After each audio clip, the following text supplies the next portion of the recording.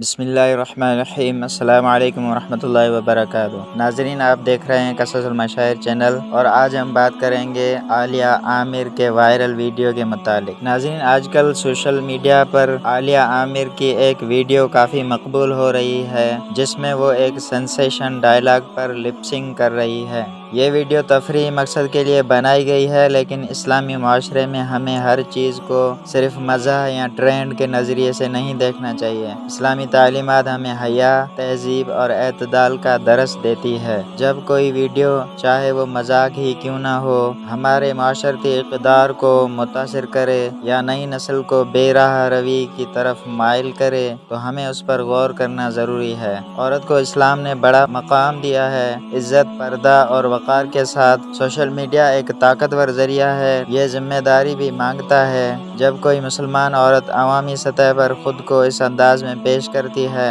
کہ جس سے معاشرہ یا نوجوان نسل منفی اثر لے سکتی ہے، تو یہ ہمارے لیے لمحہ فکریہ ہونا چاہیے۔ ہمیں چاہیے کہ ہم ایسا کنٹینٹ فروغ دیں جو معاشرے کو بہتر بنائے، لوگوں کو سچ، محبت اور مثبت سوچ کی طرف لے جائے۔ تفریح ضرور کریں، مگر ایسی جو دین، عزت اور تہذیب کے دائرے میں ہو۔ سوشل میڈیا کا استعمال اعتدال اور حکمت کے ساتھ کریں۔ ہر چیز جو وائرل ہو ضروری نہیں کہ وہ مفید ہو۔ اللہ تعالی ہمیں بصیرت دے کہ ہم صحیح کو صحیح اور غلط کو غلط پہچان سکیں۔ آمین۔